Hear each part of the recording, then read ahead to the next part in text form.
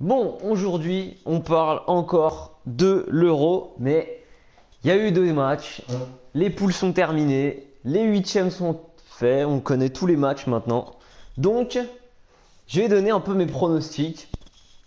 Donc, grâce au match de poule, on en sait un peu plus sur les équipes, parce que bon, voilà, au début de la compétition, forcément, les grosses équipes, on les connaît un peu, bon, on connaît un peu leur état de forme, mais les petites équipes, on sait pas trop. Là, on a les favoris, les outsiders, les surprises, il y a tout le monde. Alors je vais prendre les matchs, je vais même pas prendre par rapport au calendrier qui peut s'affronter en quart de finale, je vais juste prendre les huitièmes. Donc dans l'ordre dans lesquels ils seront joués. Donc le premier ce sera Suisse-Pologne. Suisse-Pologne, la Suisse, deuxième du groupe de l'équipe de France. Ils ont été offensivement franchement pas mal. Il y a eu des choses. Après défensivement, ça a été un peu plus compliqué. C'est quand même pas une équipe exceptionnelle, mais ils ont des atouts. Et autant contre nous, bon voilà, tu sens que même s'ils ont fait un petit peu. On a vu un peu le talent, mais à aucun moment on s'est dit, ouais, la Suisse, ils vont gagner, ils vont nous battre, enfin, ils vont battre la France, voilà, bon.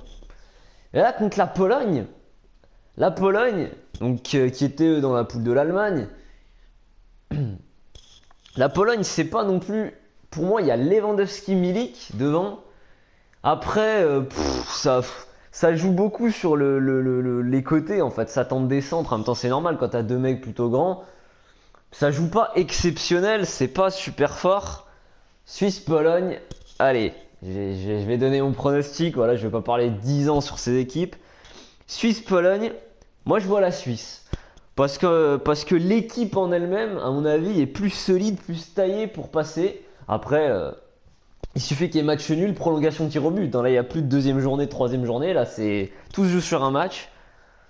Mais moi, je vois bien quand même. Je vois bien la Suisse. Donc, je vais mettre une petite pièce sur la Suisse. Le deuxième, huitième de finale, c'est Pays de Galles, Irlande du Nord. Alors, Pays de Galles, c'est une équipe.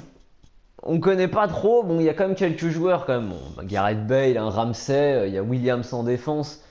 Il y a deux trois mecs qui jouent dans le championnat d'Angleterre, par exemple à Swansea ou dans des petits, enfin entre guillemets des petits clubs anglais, voire en D2 anglaise ou en tout cas dans les divisions britanniques. C'est des mecs qu'on connaît pas trop, mais c'est des mecs, comme on dit en Angleterre, qui sont box to box. Ils sont tout le temps en train de faire un truc en gros. C'est soit ils sont en train de défendre, soit ils sont en train de tout de suite repartir derrière. Il n'y a pas vraiment de temps mort. Alors le Pays de Galles, on l'a vu, c'est pas non plus une équipe fantastique, mais il y a Gareth Bale dans l'équipe et Gareth Bale, on l'a vu, il a su prendre ses responsabilités. Premier match, coup franc. Deuxième match, il marque encore. Il y a eu le Pays de Galles, ils ont mis pas mal de buts quand même, je trouve, par rapport au match qu'on a vu dans les poules, où franchement, quasiment tous les matchs étaient assez fermés. C'était super dur de marquer. Les équipes qui avaient vraiment pas grand chose à jouer, elles jouaient vraiment défensif, ça jouait pas beaucoup. Donc on n'a pas vraiment eu de spectacle. Mais dans les quelques équipes qui ont pu nous proposer ou nous montrer de bonnes choses ou marquer plusieurs fois, il y a eu le Pays de Galles. Et le Pays de Galles, là, il se retrouve contre l'Irlande du Nord. L'Irlande du Nord, hein, voilà, ils ont des super supporters, tout le monde est derrière, c'est sympa et tout. Mais sur le terrain, l'Irlande du Nord, c'est catastrophique. Alors, pourquoi ils passent? Parce qu'ils sont troisième de la poule de l'Allemagne et de la Pologne. Et que surtout, le dernier, c'était l'Ukraine, qui a été une équipe catastrophique. Je ne sais pas pourquoi ils ont été à ce point-là catastrophiques. Mais du coup, l'Irlande du Nord, ils en ont profité, ils les ont battus. Donc, enfin, pour moi, les équipes qui terminent troisième des poules et qui se qualifient, enfin, les meilleurs troisièmes, c'est vraiment pour moi les huitièmes de finale du pauvre. Hein, quoi. Je veux dire, bon, l'Irlande du Nord, ils ont rien à faire là normalement. Alors tant mieux pour eux, hein, ils se qualifient.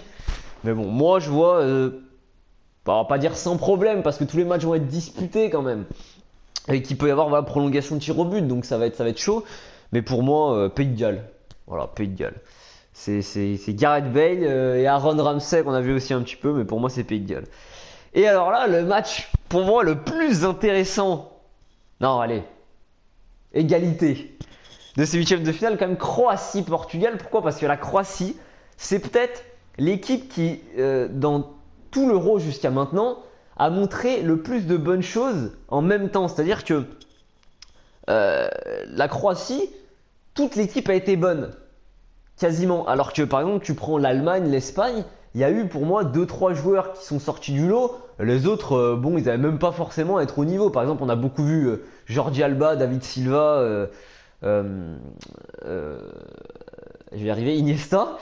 L'Allemagne finalement, on ne nous a pas montré grand-chose. Hein. On a vu. Il y a Hector, latéral gauche, qui a pas été mauvais. Khedira était pas trop mauvais. Il y a eu Ozil par quelques passes des moments, mais l'équipe en elle-même, elle nous a pas séduite quoi. La Croatie, c'est peut-être la seule équipe depuis le début du tournoi qui donne quelque chose, qui donne une sorte de confiance dans l'équipe. Tu vois les joueurs, tu les vois bien jouer ensemble. Perisic, Mandzukic, Modric, Rakitic, Strinic, Serna. T'as l'impression que tout le monde est bon dans l'équipe, tout le monde arrive à être bon. Et voilà, après, il y a beaucoup de talent déjà. Et puis, il y a leur gros milieu de terrain. Je veux dire, Modric, Rakitic. En plus, je suis là pour le. En plus, pour le huitième de finale, logiquement, il récupère Modric. Donc, tu vas te retrouver encore une fois avec Modric, Rakitic au milieu de terrain. On l'a vu contre la Turquie, premier match. Quand le match est serré et que voilà, t'as deux quand même bonnes équipes, leur gros milieu de terrain, il fait quand même beaucoup la diff, moi, je trouve. Donc, c'est une équipe qui a beaucoup de talent et qui surtout a un milieu de terrain. Et c'est pas le cas de toutes les équipes. On l'a vu par exemple, voilà, les équipes comme la Pologne, ce genre d'équipe où il y a une bonne attaque, la défense c'est assez solide, mais au milieu de terrain, ça manque de créativité. On l'a vu au niveau de la Suède aussi. Ibrahimovic, c'était pas si mauvais que ça devant finalement. Avec Berg ou Guidetti, c'était pas exceptionnel. La défense, ça tenait un peu. Mais après, au milieu de terrain, il manque tellement de créativité. J'aime beaucoup Kallström, mais il y a un moment, c'était pas assez. Ekdal, moi, je l'ai trouvé mauvais. Voilà, les deux sur les côtés, il n'y avait pas beaucoup de centre. Bon, bah, au bout d'un moment, la Suède, voilà. La Pologne, c'est pareil. Au milieu de terrain, pour moi, il manquait de la créativité, il manquait quelque chose, du lien, des liens. Là, la Croatie, long, c'est leur point fort. Et puis, en plus, ils ont beaucoup, voilà. Il y a eu les latéraux qui ont été très bons. Les ailiers ont été très bons. Mandzukic n'a pas été mauvais. Ça joue bien ensemble. C'est peut-être l'équipe, pour moi, qui va plus s'inspirer. Alors, ils affrontent là le Portugal. Et moi, le Portugal, donc comme j'avais dit dans ma vidéo d'avant, j'avais eu une pièce sur eux. Pour moi, le Portugal, ça allait marcher. Ça y est, c'était enfin l'année où c'était les mêmes joueurs comme d'hab, mais cette fois, ça allait marcher. Et bah non, et voilà, pas du tout. Encore une fois, il y a cette Cristiano Ronaldo dépendance tactique qui te casse complètement le jeu. Et on le voit quand t'as une équipe comme le Portugal qui est aussi technique, qui obtient 4-5 coups francs par match contre des équipes qui jouent fermées, comme on l'a vu contre l'Islande par exemple, où le Portugal honnêtement peut gagner 3-0. C'est pas scandaleux, bon ils font 1-1, ça arrive. Mais ils obtiennent quand même contre une équipe qui ne joue pas comme l'Islande, beaucoup de coups francs, ce qui est intéressant quand même, parce que du coup, sur coup de pied arrêté, t'as une chance en plus différente, t'as un mur, mais t'as pas voilà, ce bloc qui va te gêner. Le problème, c'est que Ronaldo les a tous tirés, il n'en a pas mis un. Ça par exemple, c'est contre l'Islande, le deuxième match, c'est pareil. Contre l'Autriche et contre la Hongrie, c'est pareil, il en a eu aussi. Alors la Hongrie met un doublé, dont un super but, une Madjer, il n'y a pas de souci. Mais au final, ils jouent contre une équipe qui ne joue pas l'Islande, ils font 1-1. Ils jouent contre une équipe qui jouait aussi la Hongrie, bah, ils font 3-3. Et à un moment, le Portugal, il faut que ça gagne aussi. Contre l'Autriche, ils font 0-0. Voilà. Moi, je pensais vraiment que pour une fois, ils allaient réussir à faire quelque chose. Et encore une fois, dans le jeu, ils nous proposent.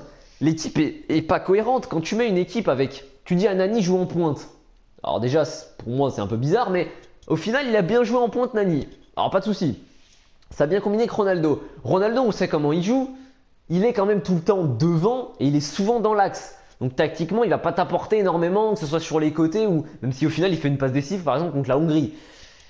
Ce qui prouve bien que s'il décrochait plus pour jouer collectif, eh ben, le Portugal pourrait mieux s'en sortir. Malheureusement, il ne le fait pas. En tout cas, pas assez souvent. Et au milieu de terrain, tu te retrouves avec des joueurs comme William Carvalho, donc qui est 6, donc un pur 6, hein, donc le mec joue devant la défense. Et devant lui, tu as Moutinho, André Gomez. Moutinho, à qui on dit joue 10. Je rappelle que Moutinho n'est pas du tout 10, c'est qu'au contraire, il vient plutôt chercher les ballons bas. Et pas pour mettre des grands ballons devant, mais plutôt pour orienter. En général, c'est à 5-10 mètres de lui, il fait rarement des transversales. Et André Gomez, qui est l'autre joueur du milieu de terrain, se retrouve tout le temps sur les côtés. Et lui, je comprends pas ce qu'il fout sur un côté. Ce gars est nullissime sur un côté. Il est fait pour jouer dans l'axe. Le problème, c'est que tu mets Moutinho et André Gomez en même temps, qui sont deux joueurs qui sont 7, c'est-à-dire milieux centraux, qui sont là pour faire le lien entre guillemets, mais voilà. Alors à côté, tu as un Joao Mario remuant, mais tu sens qu'il manque un truc, il n'y a pas de cohésion. Et le problème, c'est que le mec qui pourrait faire du bien, c'est Renato Sanchez, Quaresma. Quaresma était un peu blessé au début, donc il l'a pas trop mis, mais dès qu'il rentre à chaque fois, on sent qu'il fait la différence. Et Renato Sanchez, le mec ne veut pas le mettre titulaire, on sait pas pourquoi. Donc à chaque fois, il le fout sur le banc, il le fait rentrer, ce qui est complètement débile. Du coup, j'ai l'impression qu'il se prive lui-même de cartouches. Et alors là, on l'a vu dans le dernier match, Rafael Guerreiro, l'arrière-gauche, donc qui était blessé, donc qui a pas pu jouer le troisième match. On l'a vu une fois qu'il est pas là pour apporter ses centres pour Ronaldo.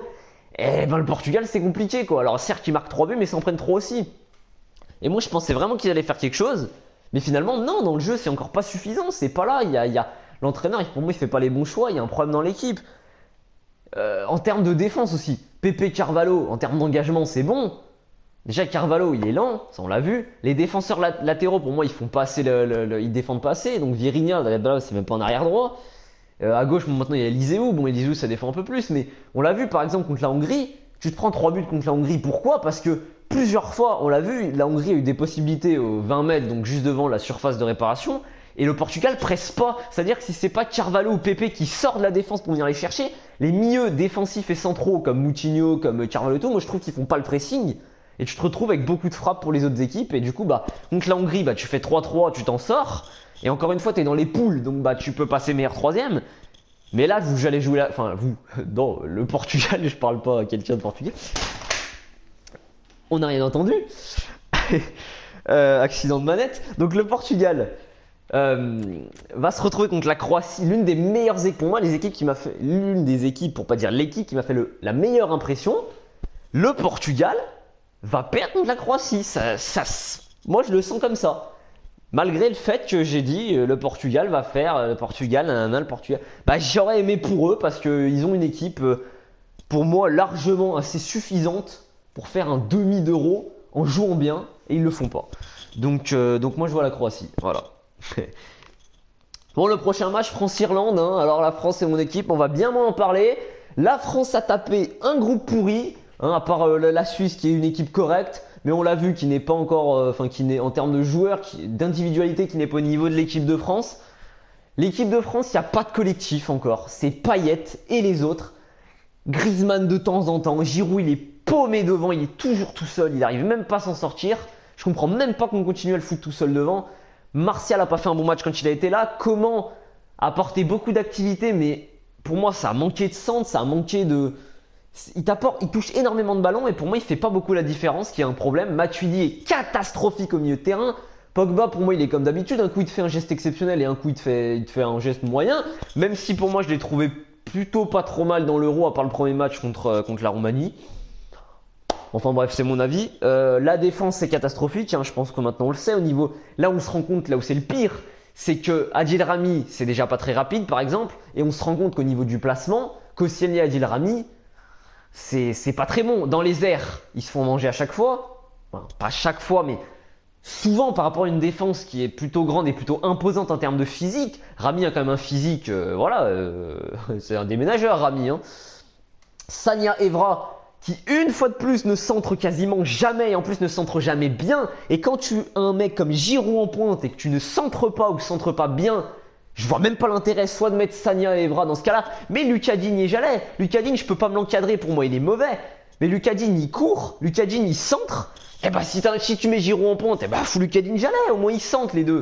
Il y aura quelque chose. Enfin bref, ou alors t'enlèves Giroud, tu mets Griezmann en pointe ou Martial en pointe. Martial était mauvais mais à gauche, je le rappelle encore.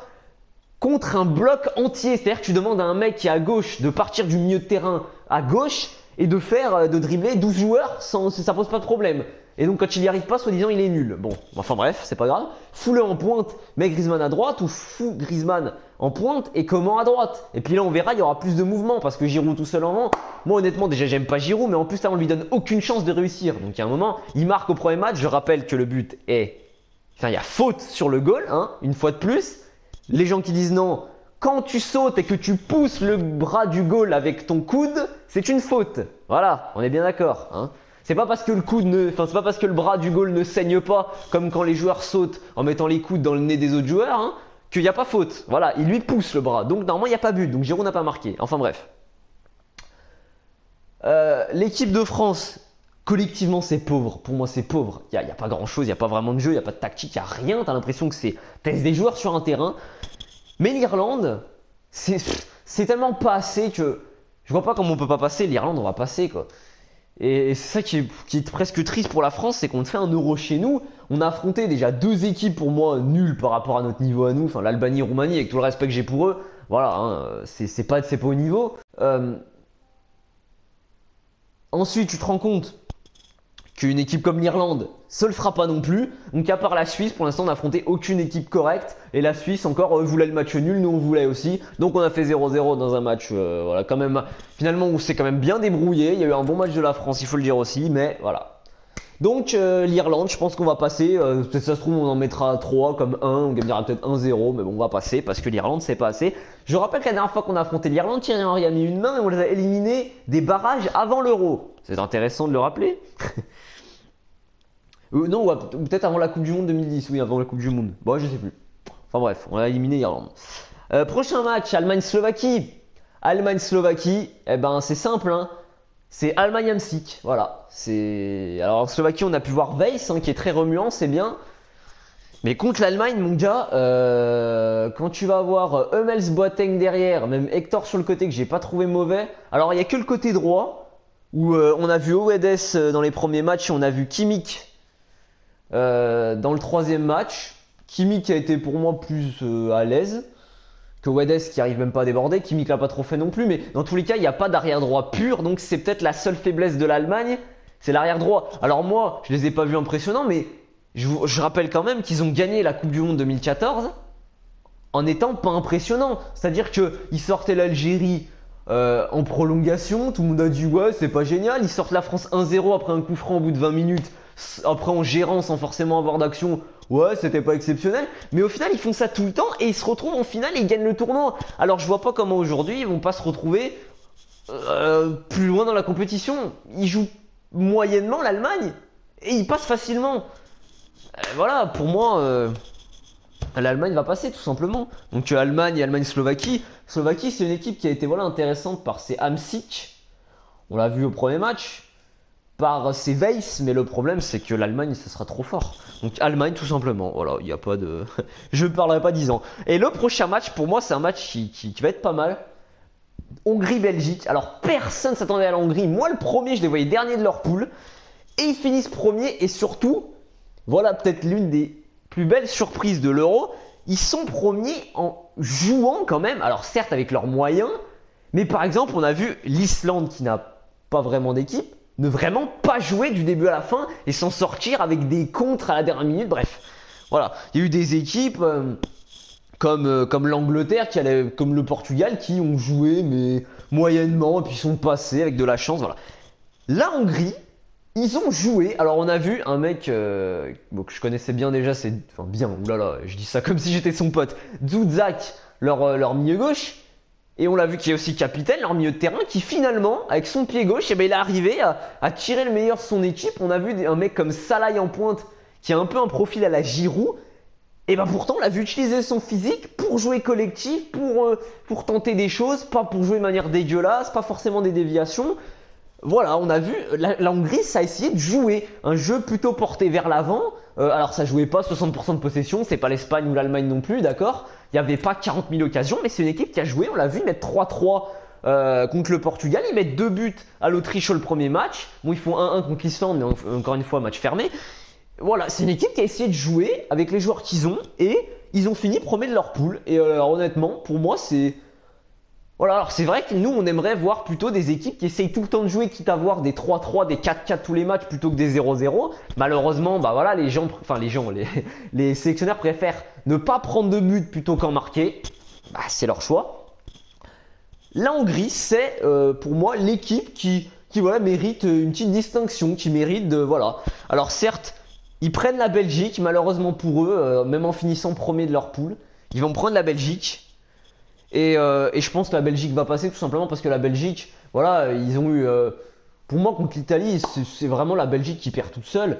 L'Italie a joué son jeu, a pas été impressionnante, mais ils ont été bons dans leur jeu. Voilà.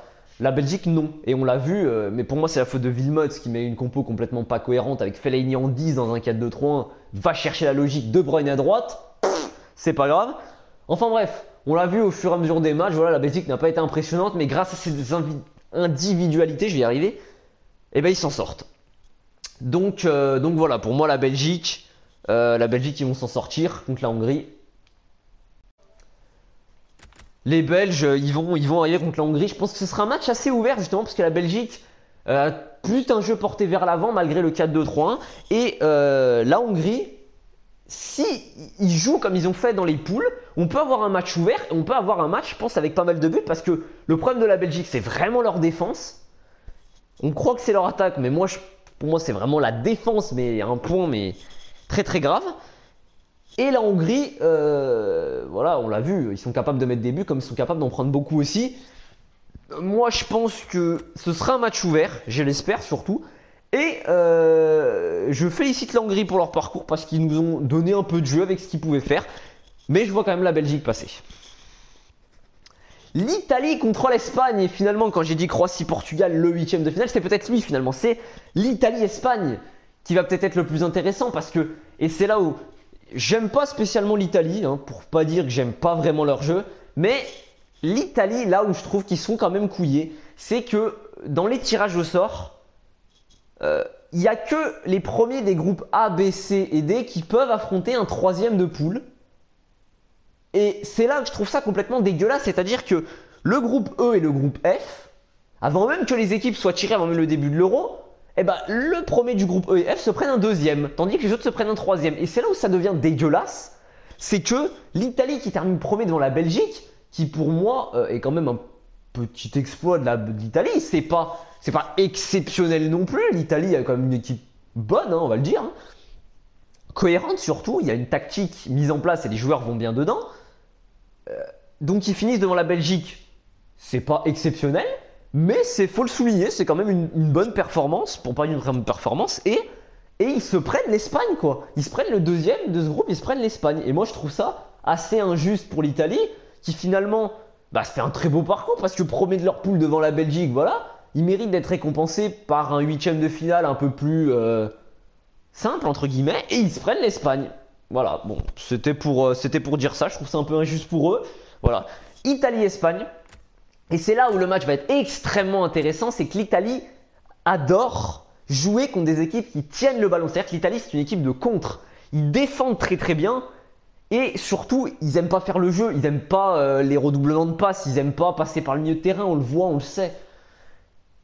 En revanche, ils aiment beaucoup centrer. Ils aiment beaucoup envoyer de longs ballons pour leurs attaquants dans la profondeur. C'est un jeu un peu moins... comment dire, un peu moins prévu. C'est un peu plus hésitant. Par contre, ils savent ce qu'ils font. Et ils savent où ils veulent aller. Et même si c'est souvent assez hésitant, pour moi, il y a beaucoup de balles qui sortent, qui sont trop longues. Beaucoup de balles qui arrivent pas. Beaucoup de dégagements devant. C'est pas forcément beau.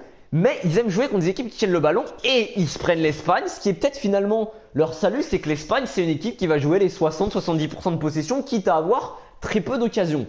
Moi, j'adore l'Espagne, j'adore leur jeu, contrairement à celui de l'Italie. Mais pour moi, dans ce match-là, je vais être neutre. L'Espagne n'a pas impressionné les gens. Et pour moi, ils ont joué leur jeu, tout simplement. Et ils s'en sortent. C'est-à-dire qu'il faut se rappeler, quand ils gagnent la Coupe du Monde 2010, l'Espagne perd son premier match contre la Suisse 1-0. Et que le reste du temps, ils ne gagnent pas leur match 3-4-5-0. C'est des matchs à un but d'écart, à 2 au maximum. C'est une équipe qui ne marque pas beaucoup de buts, mais c'est une équipe qui te pousse dans tes derniers retranchements. Et du moment où ils arrivent à ouvrir le score, c'est là que ça devient une mission quasiment impossible. Alors on l'a vu, la Croatie, dans les poules, a été capable, après être menée 1-0 par l'Espagne et avoir subi tout le match, de revenir à 1-1, de gagner 2-1. Voilà. Mais la Croatie, une fois encore, c'est l'une des équipes qui a été les plus fortes collectivement. Donc voilà. Et l'Italie, forte collectivement. Voilà, elles ont un plan de jeu qui va complètement à l'encontre de celui de l'Espagne. Et c'est là où l'opposition de style va être super belle. Pour moi, on va retrouver une sorte de Barça-Juve qu'on a vu il y a 2 ans en finale de Ligue des Champions. Et pour moi, l'Espagne est bien sûr favori. Mais l'Italie va jouer quelque chose. Et ça, c'est un match qui pour moi va être très très compliqué. Je vois ce match aller aux prolongations, pour pas dire au tir au but. Et l'Espagne, je les vois au-dessus, mais pour moi, je sens que dans ce match-là, l'Espagne va pas passer. L'Italie va passer. Je pense que l'Italie sont ils sont armés dans leur style de jeu et ils vont bloquer l'Espagne. Et non seulement ils vont les bloquer, mais ils vont les contrer, ils vont marquer.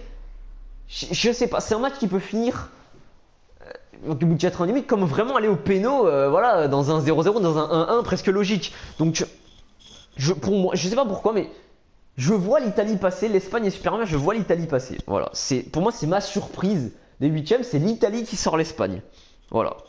Et le dernier, Angleterre-Islande, on va moins s'étendre là-dessus. Pour moi, l'Islande, alors certes, Ronaldo, je trouve qu'il a un peu abusé quand il a dit l'Islande, voilà, ils jouent pas du tout, ils essayent pas, c'est pas une bonne mentalité. Il rageait un peu de pas avoir gagné, je pense, surtout qu'il méritait. Mais c'est vrai qu'il a quand même raison sur ce point-là. Alors tu dis pas ça quand t'es un grand joueur, mais l'Islande, ça joue pas quoi. L'Islande, ça joue vraiment 90 minutes derrière. Ils vont avoir un ou deux contres à tout casser dans le match. Et c'est tout. C'est pauvre. Mais pauvre à un point. Et pourtant, ils arrivent quand même à finir deuxième de leur poule en gagnant un match.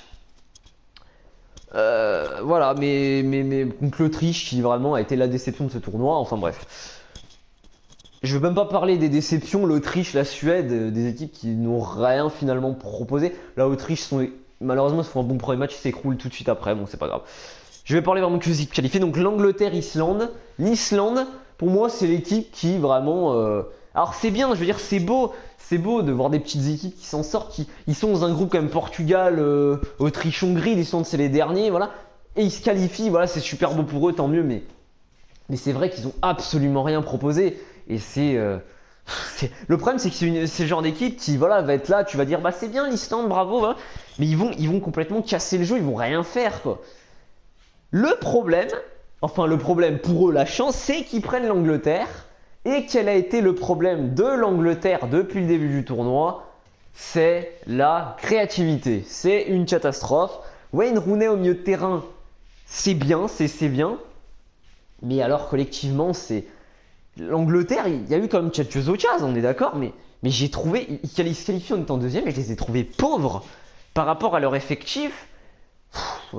Ça a été... Alors, il y a eu plus de matchs avec Harry Kane qu'avec Vardy et on s'est rendu compte que la mobilité et la vitesse de Vardy dans ce genre de compétition était bien plus importante que la taille d'Harry Kane. L'Angleterre, voilà, il y a des joueurs comme Dele Alli qui viennent d'exploser. On les voit à l'Euro. Pour moi, Dele Alli, il n'est pas suffisant du tout, quoi. Ses performances... Alors, je dis pas qu'il est nul, hein, mais ses performances depuis le début de l'Euro sont pas bonnes. Mêle ça aux mauvaises performances d'Harry Kane, au fait que défensivement, je trouve quand même l'Angleterre, on voit par exemple le but contre la Russie, quand la Russie fait 1-1, la Russie termine dernier de leur poule en étant pour moi catastrophique, en n'ayant rien proposé.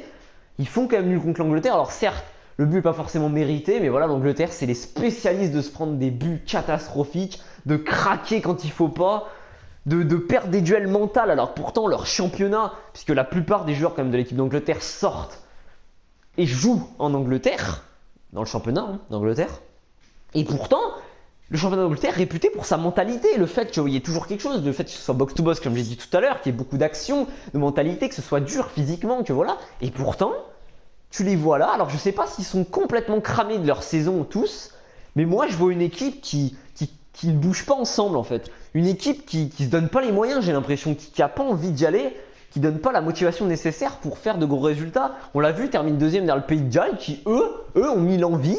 Pour moi, ils n'ont pas été impressionnants quand même, mais ils mettent l'envie. On a vu un bon Gareth Bale, ça suffit.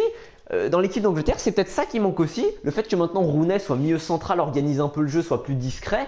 Ils n'ont pas leur star, ils n'ont pas un mec comme par exemple nous en France, il y a Payet. On l'a vu dans les matchs fermés nuls qu'on a proposés, on a eu Payet et il nous a sauvé des trucs. L'Angleterre, il n'y a pas ce joueur phare, cette star. Pour moi, Wayne Rooney ne l'est plus, c'est plus le mec qui va venir te faire la diff comme avant. Et voilà. Pour moi, le mec qui a été le plus impressionnant en équipe d'Angleterre, ça a été Dyer depuis le début du tournoi. Dyer est milieu défensif quand même. Voilà, c'est le problème de l'équipe d'Angleterre. Donc l'Islande, ils sont capables de faire un résultat contre l'Angleterre parce que vu des prestations anglaises, voilà, je vais quand même ne pas pencher vers la surprise. Je dirais l'Angleterre parce que je pense qu'ils peuvent se réveiller quand même c'est quand même une compétition. L'Angleterre, c'est quand même des joueurs qui jouent des gros matchs tout le temps. moi je pense quand même qu'ils peuvent aller la chercher cette qualification. C'est l'Islande, bordel quoi. Je sais pas, il faut quand même le faire. Hein. Donc voilà, l'Islande va pas jouer, mais à mon avis, l'Islande, là le fait de. Bon, là ils vont avoir une semaine de repos, un petit peu moins, je pense, puisqu'ils ont été dans le dernier groupe, mais.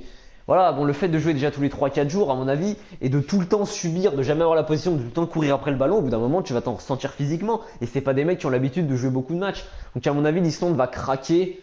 Voilà, alors l'Angleterre gagnera peut-être 1-0 à la 88e, comme ils peuvent perdre 1-0, voilà. Mais je vois l'Angleterre se sortir du traquenard islandais. Et donc, bah, je m'arrête là-dessus. Et je rappelle, pour moi, mes 8 qualifiés. La Suisse battrait la Pologne, le Pays de Galles battrait l'Irlande du Nord, la Croatie battrait le Portugal, la France battrait l'Islande, l'Allemagne battrait la Slovaquie, la Belgique battrait la Hongrie, l'Italie sortirait l'Espagne et l'Angleterre battrait l'Islande.